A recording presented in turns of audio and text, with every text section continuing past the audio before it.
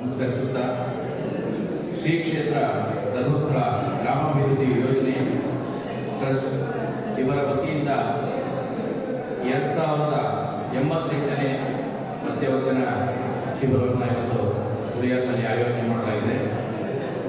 ಈ ಶಿಬಿರಕ್ಕೆ ಶಿಬಿರಾರ್ಥಿಗಳು ಉತ್ಸಾಹದಲ್ಲಿ ಬಂದಿದ್ದಾರೆ. ಅದು ಒಂದು ಖುಷಿ ಆಗ್ತಾ ಇದೆ.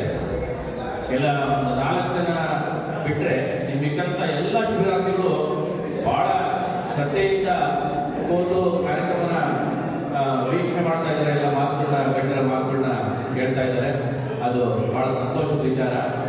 ಹೇಳ್ತಾ ಇದ್ರು ಸರ್, ಎಣ್ಣೋಡಲ್ಲಿ ಈ ಕಾರ್ಯಕ್ರಮ ಆಯೋಜನೆ ಮಾಡಿದಾಗ ಈ ಎಲ್ಲ ರೌದ್ರಾವತಾರ ತಾಳಿದ್ರು ಅಂತಂದ್ರು ಶಿಬಿರಾರ್ಥಿಗಳು. ಅವ್ರನ್ನ ಹಿಡಿಯೋಕ್ಕೆ ಆಗ್ತಾ ಇರಲಿಲ್ಲ. ಇಲ್ಲಿ ಇಷ್ಟೊಂದು ಸೌಜನ್ಯವಾಗಿದ್ದಾರೆ ಅಂದರೆ ಅದು ನಂಬಕ್ಕೆ ಆಗ್ತಿಲ್ಲ, ನಮಗೆ ನಂಬಕ್ಕಾಗ್ತಿಲ್ಲ ಅಂತ ಹೇಳ್ತಾ ಇದ್ದಾರೆ.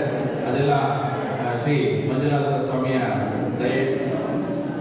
ಏನಪ್ಪ ಅಂದರೆ ವೀರೇಂದ್ರ ಹೆಗಡೆಯವರ ಆಶ್ರಯದಲ್ಲಿ ಧರ್ಮಸ್ಥಳ ಗ್ರಾಮಾಭಿವೃದ್ಧಿ ಯೋಜನೆ ತುಂಬ ಒಳ್ಳೊಳ್ಳೆ ಕಾರ್ಯಕ್ರಮಗಳನ್ನ ಕೊಡ್ತಾ ಇದೆ. ತುಂಬ ಒಳ್ಳೊಳ್ಳೆ ಕಾರ್ಯಕ್ರಮಗಳಿಗೆ, ದೇವಸ್ಥಾನಗಳಿಗೆ ಕಟ್ಟಬೇಕಾದ್ರೆ ಸಹಾಯಧನ ಕೊಡೋದು, ಮತ್ತು ಈ ಧರ್ಮಸ್ಥಳ ಸಂಘ ಮಾಡೋದು ಎಲ್ಲ ಬಡ ಕುಟುಂಬಗಳಿಗೆ ತುಂಬ ಅನುಕೂಲಕರವಾದಂಥ ವಿಚಾರ. ಯಾಕೆಂತಂದರೆ ಇವತ್ತು ಅದಿಲ್ಲದಿದ್ದರೆ ಭಾಳ ಕಷ್ಟಪಡಬೇಕಾಗಿತ್ತು ಹಳ್ಳಿಗಳಲ್ಲಿ. ಇವತ್ತು ನೋಡ್ತೀವಲ್ಲ, ಈಗ ಸಂಘದ ಹಣವನ್ನು ತಗೊಂಡು ಹಸುಗಳನ್ನ ಸಾಕೋದು, ಕುರಿ ಸಾಕೋದು, ಇವನ್ನೆಲ್ಲ ಮಾಡ್ಕೊಂಡು ಅವರ ಜೀವನೋಪಾಯಕ್ಕೆ ಒಂದು ದಾರಿನ ಮಾಡಿಕೊಂಡಿದ್ದಾರೆ. ಹಾಗೆ ಸಾವಿರಾರು ಜನಕ್ಕೆ ಆಶ್ರಯ ಕೊಟ್ಟಿದ್ದಾರೆ. ಒಂದು ಸಂಘ ಇಲ್ಲಿ ಉಳಿಯಾದಲ್ಲಿ ನಡೀತಾ ಇದೆ ಅಂತಾರೆ. ಸುಮಾರು ಒಂದು 25ರಿಂದ 30 ಜನ ಕಾರ್ಯನ ನಿರ್ವಹಿಸ್ತಾ ಇದ್ದಾರೆ.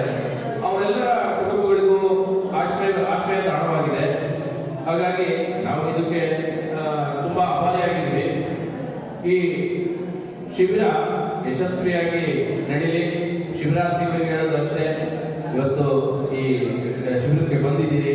ನೀವು ಬಂದಂಥ ಶಿಬಿರಾರ್ಥಿಗಳು ಏನು ಈ ಒಂದು ವಾರದಲ್ಲಿ ಅವರು ಇಲ್ಲಿ ಬಂದಿರೋಂಥ ಮಾಹಿತಿ ಕೊಡಲಿಕ್ಕೆ ಬಂದಿರೋಂಥವ್ರು, ನಿಮ್ಮನ್ನ ಸ್ವಚ್ಛಗೊಳಿಸಲಿಕ್ಕೆ ಬಂದಂಥವ್ರು ಏನು ಹೇಳ್ತಾರೋ ಅವರ ಮಾರ್ಗದರ್ಶನದಲ್ಲಿ ಅದನ್ನು ಕೇಳಿಕೊಂಡು ನೀವು ಮುಂದಿನ ಹೆಜ್ಜೆನ ಇಡಬೇಕು. ನಿಮಗೆಲ್ಲ ಶುಭವಾಗಲಿ.